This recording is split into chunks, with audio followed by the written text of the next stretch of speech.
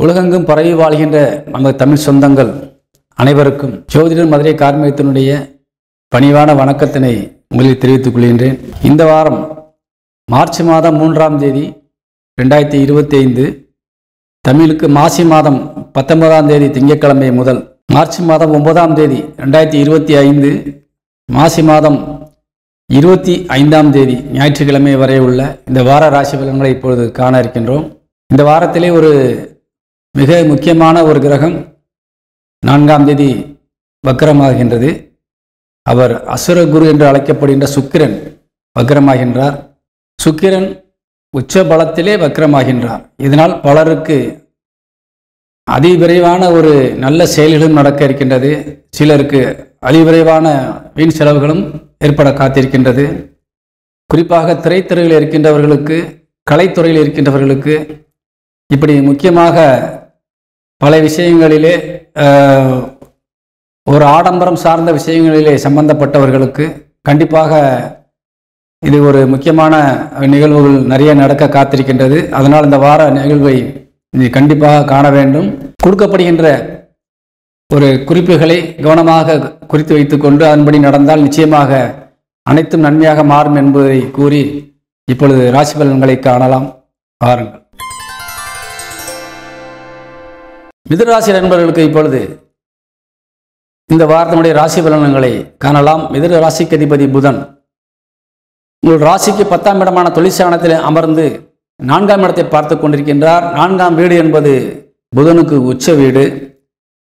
அவர் நீசபலம் அடைந்து உச்ச வீடை பார்த்து கொண்டிருப்பது என்பது தனக்குத்தானே ஒரு சார்ஜை ஏற்றிக் கொள்வது போன்று, அதாவது ஒரு பலமிழந்த நிலையிலே இருக்கின்ற ஒரு கிரகமானது தன்னுடைய உச்சபலமான வீடையும் சொந்த வீடையுமான ஒரு வீடையும் பார்க்கின்ற பொழுது ஒரு கிறங்கி நிற்கின்ற வேலையை தண்ணீர் கிடைப்பது போன்று, நாம் தாகமான நிலையிலே இருக்கின்ற பொழுது நமக்கு தண்ணீர் கிடைத்தால் அந்த தண்ணீருடைய ருசி எப்படி இருக்குமோ அதற்கு போன்று. அதே போல உங்கள் ராசிநாதன் இப்பொழுது மயங்கி கீழே விழுகின்ற நிலையிலே இருக்கின்ற ஒரு சூழ்நிலையிலே அவர் தன்னுடைய சொந்த வீடை பார்க்கின்ற பொழுது தனக்கு உற்சாகத்தையும் ஒரு சார்ஜர், ஒரு எனர்ஜியை கிடைக்கின்ற ஒரு வேகத்திலே அவர் செயல்பட்டு கொண்டிருக்கின்றார். இது ஒரு சிறிய உதாரணம். அதே போல நீங்கள் அதே போல கிரகம் உங்களுக்கு ராசிநாதன் எந்த வகையிலே உங்களுக்கு செயல்பாடுகள் செய்கின்றதோ அதைத்தான் நீங்கள் செய்ய முடியும்.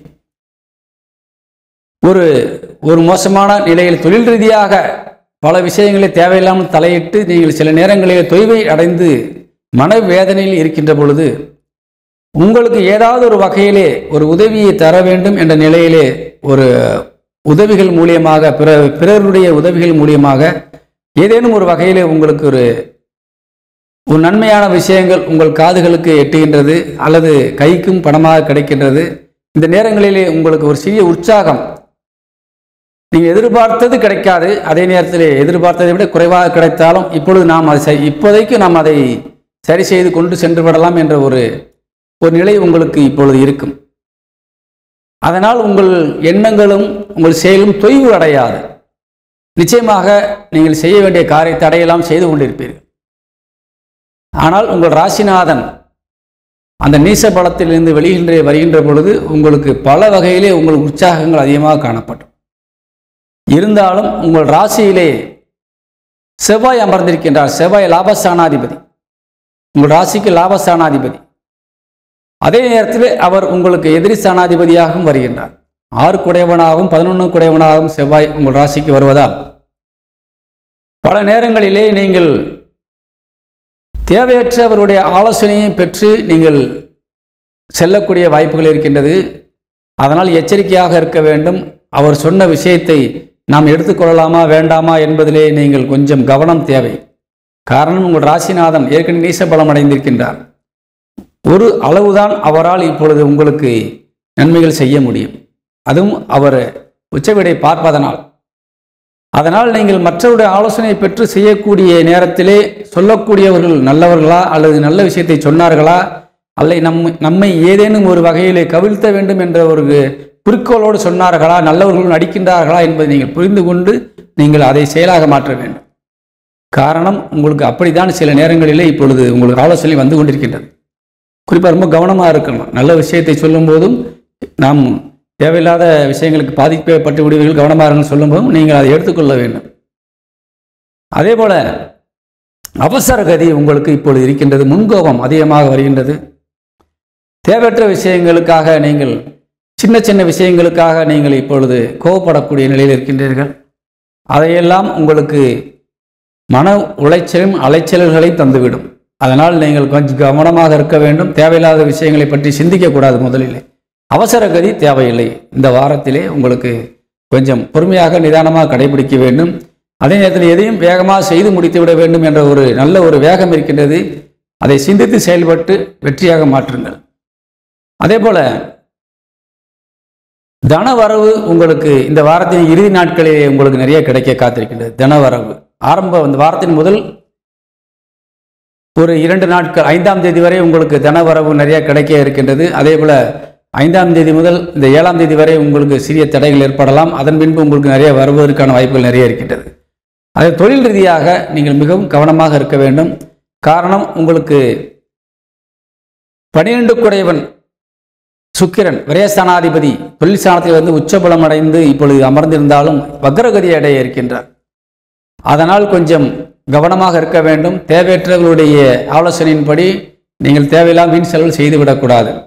குறிப்பாக கலைத்துறை சார்ந்தவர்களுக்கும் ஆடம்பரத்துறையில் இருப்பவர்களுக்கும், ஆடம்பரத்துறை என்றால் ஒரு ஜவுளித்துறை அல்லது ஒரு போக்குவரத்து துறையை சார்ந்தவர்கள் அல்லது திரைத்துறையில் இருப்பவர்கள், உணவு உற்பத்தி செய்யக்கூடியவர்கள், நல்ல ஒரு சிற்றின்ப விஷயங்களிலே ஒரு நாட்டம் தரக்கூடிய விஷயங்கள் அனைத்துமே நீங்கள் ஒரு சுக்கிரனுடைய அம்சத்தில் வரக்கூடியவை.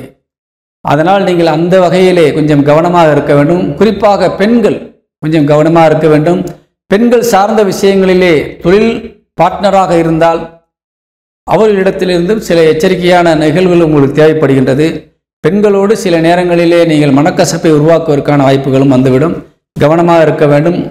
சுக்கிரன் என்பவர் ஒரு அசுரகுரு, எதையும் விரைவில் செய்து முடித்து விடக்கூடிய ஒரு அற்புதமான ஆற்றல் மிக்க ஒரு கிரகம். இந்த நேரத்திலே ஒரு நன்மையும் சில நேரங்களிலே ஒரு தீமையும் செய்யக்கூடிய ஒரு கிரகமாக விளங்குவதால் கவனம் தேவை. உங்கள் ராசியிலே அமர்ந்திருக்கின்ற செவ்வாய் 7ஆம் இடத்தையும் பார்க்கின்றார். அதே நேரத்திலே 8ஆம் இடத்தையும் பார்க்கின்றார். அதனால் உங்களுக்கு சில நேரங்களிலே நீங்கள் அவசர கதியிலே எடுக்கின்ற முடிவுகளால் உங்களுக்கு உடல் ரீதியான மன ரீதியான சில பிரச்சனைகள் நீங்களே விலைக்கு வாங்கிவிடக்கூடாது. கொஞ்சம் கவனமாக இருந்தால் இந்த வாரம் உங்களுக்கு நன்மையாக இருக்கும். குறிப்பாக செவ்வாயினுடைய சாரத்திலே வருகின்ற தொழில் ரீதியான விஷயங்களிலே கொஞ்சம் கவனம் தேவை. அதாவது நிலங்கள் சம்பந்தமான விஷயங்கள், உணவுத்துறை ஹோட்டல் நடத்தக்கூடியவர்கள், அதேபோல் காவல் பணியில் இருக்கின்ற காவலர்கள், இப்படி நீங்கள் கொஞ்சம் இந்த வாரங்களிலே கொஞ்சம் கவனமாக இருக்க வேண்டும். உடல் ஆரோக்கியத்திற்காக நீங்கள் கொஞ்சம் கவனம் எடுத்துக்கொள்ள வேண்டும். இரத்தம் சம்பந்தமான விஷயங்களிலே கவனம் தேவை. எலும்பு சம்பந்தமான விஷயங்களிலே கொஞ்சம் கவனம் தேவை. அதிவிரைவாக செல்வதை தவிர்த்து கொஞ்சம் நிதானமாக செல்வது உங்களுக்கு இந்த வாரத்திலே கொஞ்சம் நல்லது. குறிப்பாக இளைஞர்கள், வாலிப பிள்ளைகள் வண்டி வாகனங்களில் செல்லுகின்ற பொழுது கொஞ்சம் கவனமாக செல்வது உங்களுக்கு நல்லது. அதே போல தொழில் ஸ்தானாதிபதி விரயஸ்தானத்தில் இருக்கின்றார். இப்பொழுது தொழில் ஸ்தானத்திலே ஒரு குரு ஒரு கிரகம் சுக்கிரன் வக்ரகதியை அடைய இருக்கின்றது. அதனால் தொழில் ரீதியாக முதலீடுகள் செய்வதிலே ரொம்ப கவனம் தேவை. இந்த மிதுன ராசிக்கார தொழில் அதிபர்களுக்கு, குறிப்பாக வெளிநாடு செல்லக்கூடியவர்களுக்கு, வெளிநாட்டில் இருக்கின்ற தமிழ் சொந்தங்களுக்கு கொஞ்சம் நிதானம் தேவை என்பதை உணர்த்தி கொள்கின்றேன். என்னடா இந்த வாரத்தில் கொஞ்சம் ரொம்பவும் நம்மளை இப்படி ஒரு எச்சரிக்கை படுத்திக்கிட்டே இருக்காருன்னு நினைக்காதீங்க. எனக்கு சொல்லாமல் இருக்க முடியவில்லை. சொல்ல வேண்டியது கண்டிப்பாக சொல்ல வேண்டும். எடுத்துக்கொள்ள வேண்டியது உங்களுக்கு கட்டாய கடமை. ஏனென்றால் அது நிகழ்வுகள் நடந்த பின்னாடி நீங்கள் வருத்தப்படக்கூடாது என்பதால் கொஞ்சம் கவனம் தேவை என்பதை உணர்த்துகின்றேன். அதே போல சகோதர சகோதரிகள் நிச்சயமாக உங்களுக்கு உற்ற துணையாக இருப்பார்கள். நண்பர்களிடத்திலும் சரி, உங்களது இல்லற துணைகள் மூலியமாக ஆணாக இருந்தாலும் பெண்ணாக இருந்தாலும் சரி, அவர்களிடத்திலிருந்து நீங்கள் கொஞ்சம் கவனமாக இருக்க வேண்டும். அவர்கள் சொல்லக்கூடிய வார்த்தைகளுக்கு நீங்கள் அதிக முக்கியத்துவம் இப்பொழுது கொடுத்தால் அது வீண் செலவுகளும் வீண் அலைச்சல்களும் ஏற்படும். அதனால் கொஞ்சம் கவனம் தேவை. அதே போல் பெற்றோர்கள், உங்களது பெற்றோர்கள் மூலியமாக, அதாவது குறிப்பாக தாயாருடைய உடல் நலத்திலே கவனம் தேவை. அவர்கள் மூலியமாக சில செலவுகள் வருவதற்கான வாய்ப்பு இருக்கின்றது. தந்தை மூலியமாக பல நன்மையான காரியங்கள் நடக்கக்கூடிய வாய்ப்பு இருக்கின்றது. தந்தை வழி சொத்துக்கள் உங்களுக்கு கண்டிப்பாக கிடைக்கும். அதே போல ஒரு வாகனங்கள் வாங்குவதன் மூலியமாக நிறைய நன்மைகள் கிடைக்கலாம். விவசாயத்துறையிலிருந்து நிறைய நன்மைகள் கிடைக்கலாம். மருத்துவத்துறையில் நிறைய நன்மைகள் கிடைக்கலாம். இவையெல்லாம் உங்களுக்கு சாதகமாக இருந்தாலும் உங்களது முன்னெச்சரிக்கை நடவடிக்கை என்பது உங்களை காக்கும் என்பதை கூறி விடைபெறுகின்றேன். வணக்கம். இந்த வாரத்திலே மிதுன ராசி நண்பர்களுக்கு உங்கள் ராசி எண் 3.